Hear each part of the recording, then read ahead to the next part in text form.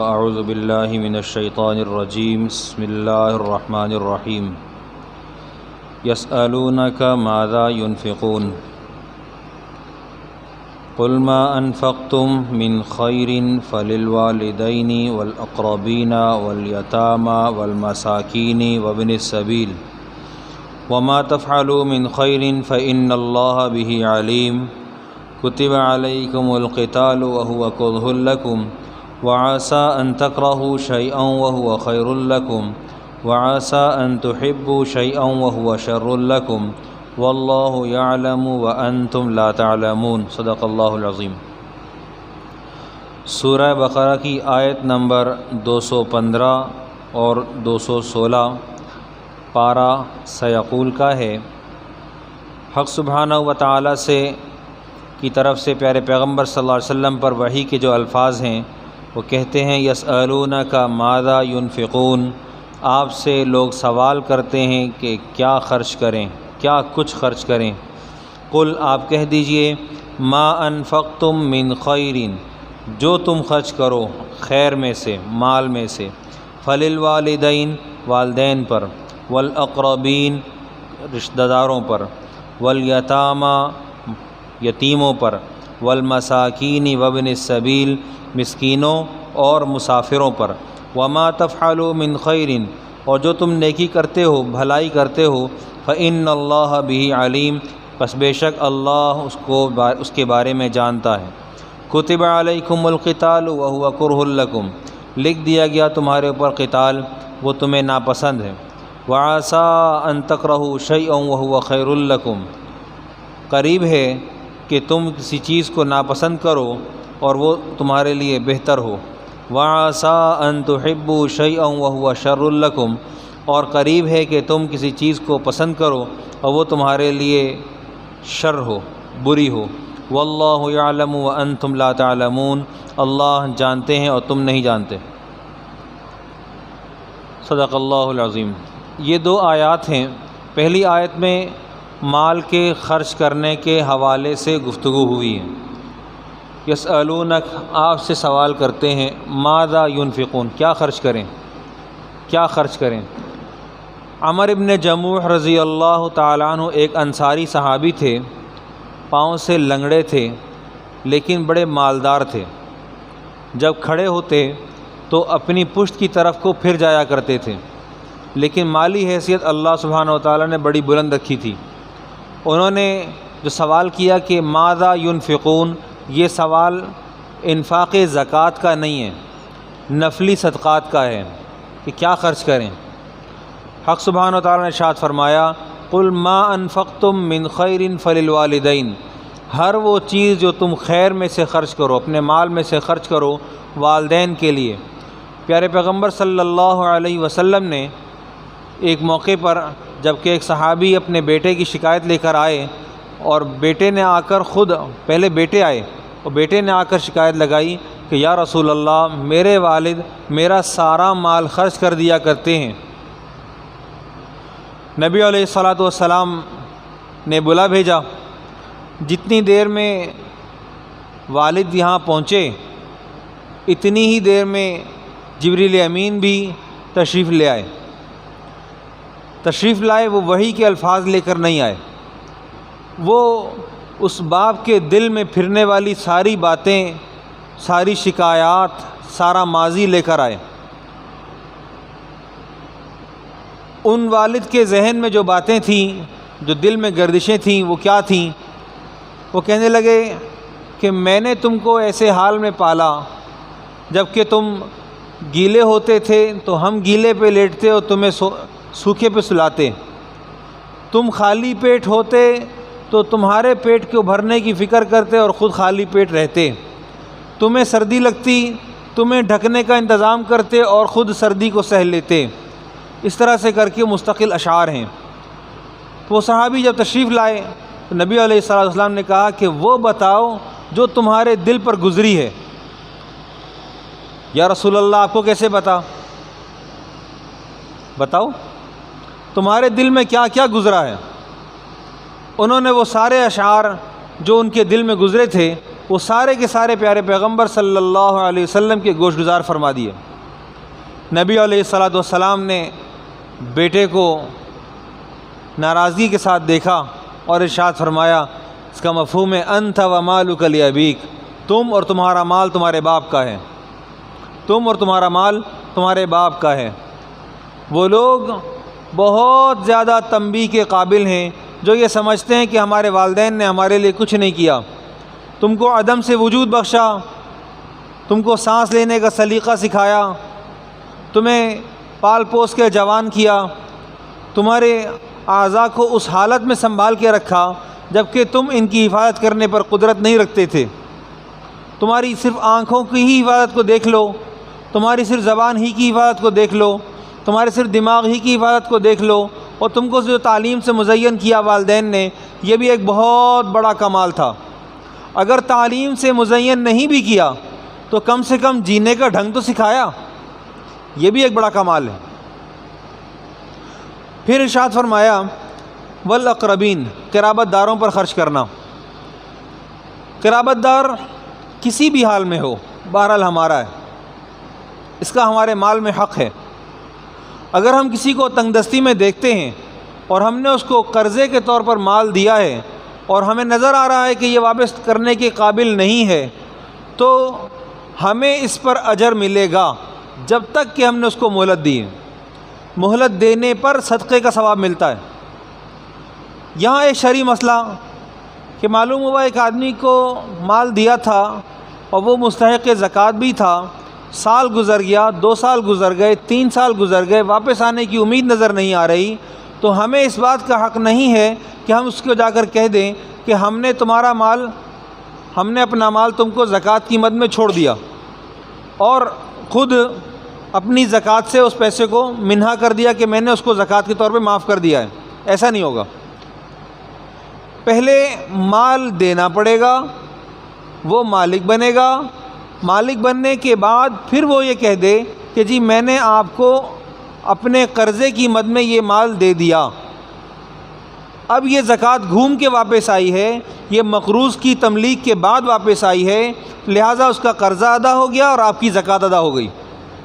لیکن اگر اس کے برعکس ہو کہ جی تمہارے کھاتے میں اتنے پیسے لکھے ہوئے تھے، وہ ہم نے اپنی زکوٰۃ سے منہا کر دیے ہیں اور تم کو وہ پیسے چھوڑ دیے ہیں، تو جب تک پیسہ درمیان میں نہیں آئے گا اور بات ہوا ہی ہوا میں ہوگی تو اس بات کی کوئی حیثیت نہیں رہے گی، زکوٰۃ ادا نہیں ہوگی۔ زکوٰۃ کے لیے تملیک شرط ہے، آپ کی زکوٰۃ میں اس مال کا بھی حصہ ہے جو آپ نے قرضے کے طور پر دیا ہوا تھا۔ نمبر 1، اس مال کی زکوٰۃ بھی ادا ہونی ہے۔ جب زکوٰۃ خود اس آدمی کے پاس ہے جو کہ اس کا مالک بننے والا ہے، جو کہ مقروض ہے، تو اس میں سے آپ نے ادا کیسے کر دی؟ وہ ادا نہیں ہوگی۔ یہ بالکل ایسے ہی ہے جس طرح ایک عورت کا مہر، یہ دوسرا مسئلہ ہے۔ ایک عورت کا مہر، ہم اکثر و بیشتر مہر ادا نہیں کرتے، مہر لکھواتے ہیں، ادا نہیں کرتے۔ جس دن عورت کے لیے شوہر نے ارادہ کیا کہ میں 1 لاکھ روپے سکہ رائج الوقت پاکستانی تم کو مہر دوں گا، قاضی صاحب نے پوچھا نقد کتنا ہے، ادھار کتنا ہے؟ نے کہا جی 1000 روپے نقد ہے اور باقی سارا کا سارا 99,000 روپے سارا ادھار ہے۔ اس مال کا اقرار کرنے کے بعد جب اس کے اوپر سال گزرے گا تو بیوی کے ذمے اس کا 2.5% واقع ہوگا، ہاتھ میں نہیں ہے۔ یہ بالکل اسی طرح کا قرضہ ہے جس طرح کا آپ نے کسی کو قرضہ دیا ہوا ہے اور اس مال کو یا مکان کا ایڈوانس دیا ہوا ہے، وہ مال آپ ہی کا ہے اور اس کی زکوٰۃ آپ کے اوپر ہی فرض ہے۔ جس آدمی نے قرضہ لیا ہے اس مال کی زکوٰۃ وہ ادا نہیں کرے گا، زکوٰۃ وہ ادا کرے گا جس کا مال ہے۔ تو جس نے اقرار کر لیا کہ تم کو میں نے 1 لاکھ روپیہ دینا ہے اور مہر کی مد میں دینا ہے اور اپنے اوپر یہ قرضہ سوار کر لیا، تو بیوی کے ذمے متعلقہ 14 اگست کو، متعلقہ 19 جولائی کو، جب اس کی شادی کا سال مکمل ہوگا، جو اسلامی تاریخ کا دن ہوگا، اس کے اعتبار سے اس کے اوپر زکوٰۃ فرض ہوگی۔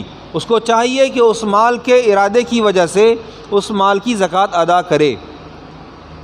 تیسری بات، زکوٰۃ رشتہ داروں میں کہاں تک دی جا سکتی ہے؟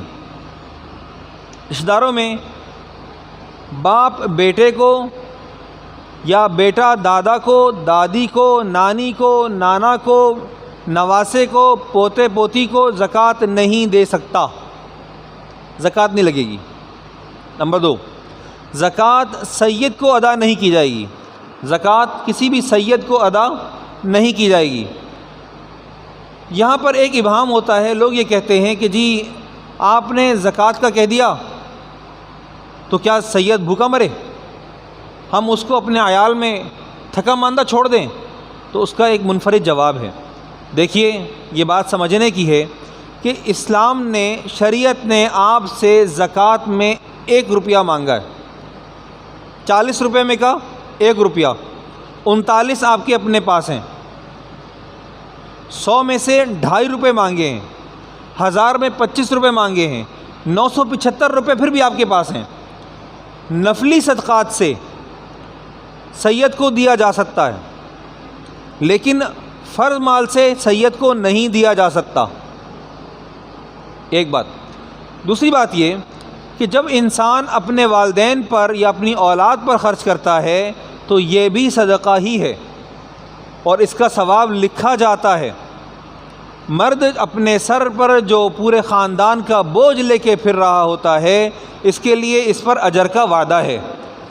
ایسا نہیں ہے کہ اس کے ذمے بوجھ ڈال دیا گیا ہے کہ تمہاری چونکہ نسل چل رہی ہے تو تم کو نسل چلانے کی وجہ سے، تم کو بیوی رکھنے کی وجہ سے تمہارے اوپر خرچہ ڈال دیا گیا ہے، ایسا نہیں ہے۔ مسلمان اپنے بیوی بچوں پر خرچ کرتا ہے تو اس کو 1 روپیہ خرچ کرنے کے بدلے میں اجر ملتا ہے۔ ہم اگر میدان جنگ میں ہوتے ہیں تو شہید، واپس آ جاتے ہیں تو غازی۔ سامنے سے ہٹیں، سامنے سے ہٹیں، واپس آ جائیں تو غازی۔ اللہ سبحانہ و تعالیٰ نے ہمارے لیے اجور عظیمہ کا وعدہ کر رکھا ہے، اور یہ وعدے ہمارے ساتھ ہماری طرف سے کی جانے والی ہر نیکی سے متعلق ہیں، ہر نیکی سے۔ ہم کسی بھی سطح پر ہیں، ہمیں اجر ملے گا۔ ہم نے اپنے عزیز و اقارب پر خرچ کیا تب بھی ملے گا، اپنی اولاد پر خرچ کیا تب بھی ملے گا، ہم نے یتیم و مسکین پر خرچ کیا تب بھی ملے گا۔ ہاں، یتیم کا مال اگر کھا لیا تو پکڑ بھی ہوگی۔ ان الذین یأکلون اموال الیتامی ظلما انما یأکلون فی بطونہم نارا، جو لوگ اموال یتیم کو کھا لیتے ہیں، ظلم کر کے کھاتے ہیں، وہ اپنے پیٹ میں آگ بھرتے ہیں، وہ اپنے پیٹ میں آگ بھرتے ہیں۔ اسی طرح زکوٰۃ کا مال بھی کسی کے لیے کھانا حلال نہیں ہے۔ اسی طرح مال غنیمت میں غبن کرنا یہ بھی حلال نہیں ہے۔ ما کان لنبی ان یغل ومن یغل یأتی بما غل یوم القیامہ، غبن کسی صورت سے جائز نہیں ہے، کسی صورت سے جائز نہیں ہے۔ آپ کے پاس جتنی رقم جمع ہوئی وہ کمیشن کی تھی، آپ کے اوپر لازم ہے کہ اپنے شریک کار سے اس بات کو نہ چھپائیں، واضح کریں، اور اس رقم کو مابین میں پوری طریقے سے، پوری امانت داری سے تقسیم کریں، اس لیے کہ امانات کے بارے میں سوال کیا جائے گا۔ جس طرح عہد کے بارے میں سوال ہوتا ہے، اسی طرح امانات کے بارے میں بھی سوال ہوگا۔ والمساکین، اور مساکین پر خرچ کریں۔ اور اسی طرح ابن السبیل، ایک مسافر آیا آپ کے پاس، وہ آ کر آپ سے کہتا ہے کہ جی میں کراچی آیا تھا روزگار کے لیے، نہیں کر سکا اور اب واپس جانا چاہتا ہوں، یا بچوں کے بوجھ کو واپس بھیجنا چاہتا ہوں، میرے اوپر کرایہ چڑھ جائے گا۔ تو مسلمان کو چاہیے کہ اس کی داد رسی کرے، اس کے اوپر سے بوجھ کو اتارے، یہ ہماری ذمہ داری ہے، اور عین قرآن پاک پر عمل بھی ہے۔ آپ زکوٰۃ سے دے دیں، یہ بھی عمل ہے۔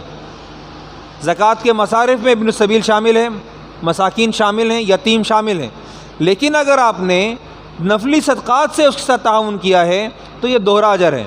کیوں؟ قرآن پاک نے اسی آیت میں کہا وَمَا تَفْعَلُوا مِنْ خَيْرٍ، تم جو کچھ بھی خیر میں سے کرتے ہو، وَمَا تَفْعَلُوا مِنْ خَيْرٍ فَإِنَّ اللَّهَ بِهِ عَلِيمٌ۔ دیکھیے مفروضات سے ہٹ کر، جو مفروضہ حق سبحانہ و تعالیٰ کی طرف سے ہمارے اوپر لکھ دیا گیا ہے، فرائض سے ہٹ کر جو بھی خرچ ہوگا وہ بھی اجر میں تولا جائے گا۔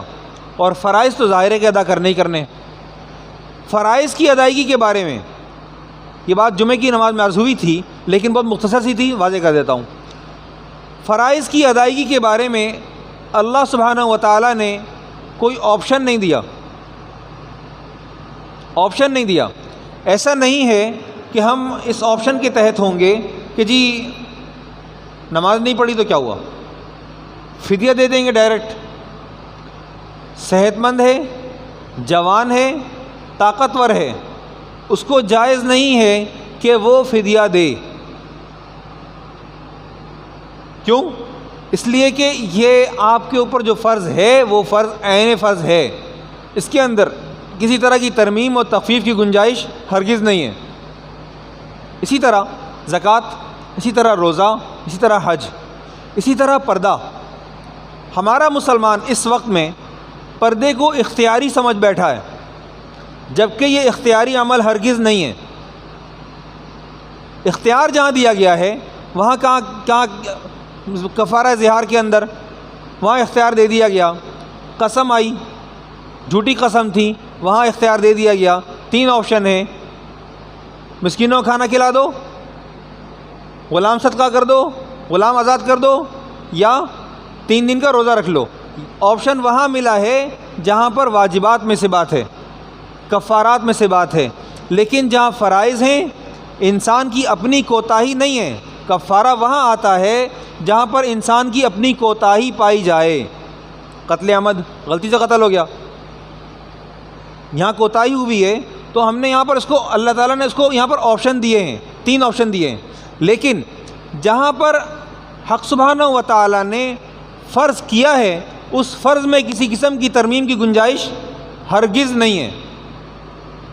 پردہ عورت پر فرض ہے، اور اگر کسی کو اس بات میں شک ہے تو اس کو چاہیے کہ وہ ازواج مطہرات سے متعلق احکامات کو ذرا آنکھیں کھول کے پڑھے۔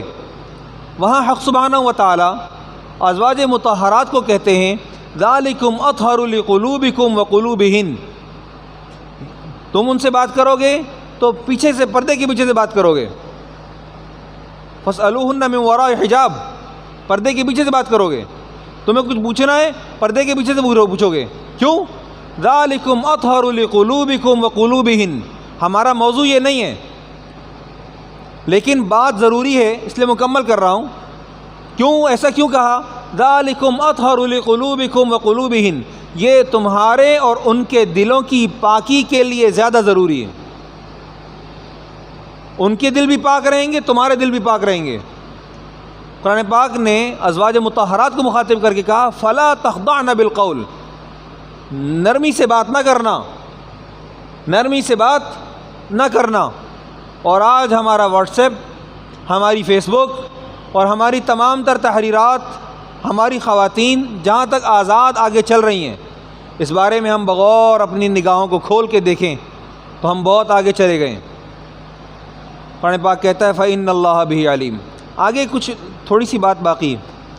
قرآن پاک کہتا ہے کتب علیکم القتال وہو کرہ لکم، تمہارے اوپر قتال لکھ دیا گیا ہے، وہ تمہیں ناپسند ہے۔ ٹھیک، شاخ ہے طبیعت کے اوپر، بنی اسرائیل کو بھی شاخ تھا۔ حق سبحانہ و تعالیٰ نے ایک عجیب بات کہی ہے، اور وہ ہمارے فرائض سے متعلق ہو کر بھی ہے۔ نمبر 1 کہا عسیٰ ان تکرہوا وعسیٰ ان تکرہوا شیئا وہو خیر لکم، قریب ہے کہ تم کسی بات کو ناپسند کرو اور وہ تمہارے لیے خیر ہو، تمہارے لیے بہتر ہو۔ نمبر 2 وعسیٰ ان تحبوا شیئا وہو شر لکم، اور قریب ہے کہ تم کسی چیز کو ناپسند کرو اور وہ تمہارے لیے، تم کسی چیز کو پسند کرو وہ تمہارے لیے شر ہو۔ یہ 2 باتیں ہیں۔ حق سبحانہ و تعالیٰ نے اپنے احکامات میں ہمارے لیے جنت پسند فرمائی ہے، ہمارے لیے شریعت کی پابندی پسند فرمائی ہے، اور یہی ہمارے نفس پر شاق ہے، اور یہی ہمارے نفس پر بھاری ہے، مشکل ہے۔ اب کسی داڑھی کاٹنے والے آدمی کو داڑھی رکھنے پر مجبور نہیں کر سکتے۔ سامنے والا دلیل دیتا ہے لا اکراہ فی الدین، کہ بھئی اسلام میں جبر نہیں ہے، ہم نے مان لیا اسلام میں جبر نہیں ہے، لیکن آپ کے نفس سے سوال قرآن پاک کا ہے عسیٰ ان تحبوا شیئا وہو شر لکم، تم جس چیز کو پسند کر رہے ہو وہ تمہارے لیے بری ہے۔ تم اپنے نفس کی پیروی کر کے اپنے لیے ہلاکت کا راستہ نہ تلاش کرو، چونکہ قرآن پاک میں حق سبحانہ و تعالیٰ نے ارشاد فرمایا وَلَا تُلْقُوا بِأَيْدِيكُمْ إِلَى التَّهْلُكَةِ، اپنے آپ کو اپنے قصد سے، اپنے ہاتھوں سے ہلاکت میں نہ ڈالو۔ بعض احکامات ایسے ہیں جو کہ مطلقاً انسان کو مخاطب کرتے ہیں، اور خاص طور پہ نفس کے خلاف چلنے کا عمل، نفس کے خلاف چلنے کا حکم، یہ ہم کو ڈائریکٹ مخاطب کرتا ہے۔ اور نفس کے خلاف چلنے کا حکم کیا ہے؟ اقیم الصلاۃ، نماز قائم کرو، آتوا الزکوٰۃ، زکوٰۃ ادا کرو۔ مال کی محبت دل میں بسی ہوئی ہے، کیسے زکوٰۃ ادا کروں گا؟ ایک ساتھ میرے پاس 1 کروڑ روپے ہیں، اس کروڑ روپے میں سے میں 2.5 لاکھ روپے نکال دوں؟ کیوں نکال دوں؟ میرے ہیں، میں نے کمائے ہیں، میں نے ہیلا کیا، میں نے ہیلا یہ کیا، اس پیسے کو تقسیم کر دیا بچوں کے اوپر تاکہ میرے پر زکوٰۃ فرض نہ ہو، لیکن بچوں کو تصرف کی اجازت نہیں دی، خرچ کی اجازت نہیں دی، تو مال کا مالک کون ہوا؟ میں خود ہوا۔ کس کو دھوکہ دے رہا ہے؟ اللہ تعالیٰ کو، اس ذات کو دھوکہ دے رہا ہے جو کہتی ہے یخادعون اللہ والذین آمنوا، دھوکہ دیتے ہیں اس کو، اللہ تعالیٰ کو اور ان کو جو ایمان لائے ہیں۔ وما یخدعون الا انفسهم، اپنے آپ کو دھوکہ دیتے ہیں، اپنے آپ کو دھوکہ دیتے ہیں، اللہ کو کوئی فرق نہیں پڑتا۔ ہمارے ایمان لانے سے اللہ کو فرق نہیں پڑا، ہمارے کفر سے نعوذ باللہ اللہ کو کوئی فرق نہیں پڑتا۔ ساری دنیا کفر پر تھی، اللہ کو کوئی فرق نہیں پڑ رہا تھا، ساری دنیا مسلمان ہو گئی تھی، اللہ کو کوئی فرق نہیں پڑا۔ ہمارے تحمید و بیان کرنے سے، تسبیح بیان کرنے سے اللہ تعالیٰ کی بڑائی میں کوئی اضافہ نہیں ہوتا، اللہ تعالیٰ کی بڑائی میں کوئی کمی نہیں ہوتی۔ ایسا کیوں؟ ایسا اس لیے کہ یہ بات بالکل واضح ہے کہ جب اگر کسی چیز کے بیان کرنے سے کسی ذات کے اندر بڑائی پیدا ہوتی ہے، اس کی ذات پر فرق پڑتا ہے، تو معلوم ہوا اس میں پہلے کوئی عیب تھا، وہ تکمیل کی طرف جا رہا ہے۔ اور حق سبحانہ و تعالیٰ کسی بھی طرح کے عیب، کسی بھی طرح کی کمی یا بیشی سے پاک ہیں۔ ہم سارے کے سارے کفر پر ہوں تو کوئی فرق نہیں پڑتا، ہم سارے کے سارے ایمان پر ہوں تب بھی کوئی فرق نہیں پڑتا۔ اللہ سبحانہ و تعالیٰ عمل کی توفیق عطا فرمائے۔ واللہ یعلم وانتم لا تعلمون، اللہ جانتے ہیں تم نہیں جانتے۔ وآخر دعوانا الحمد للہ رب العالمین۔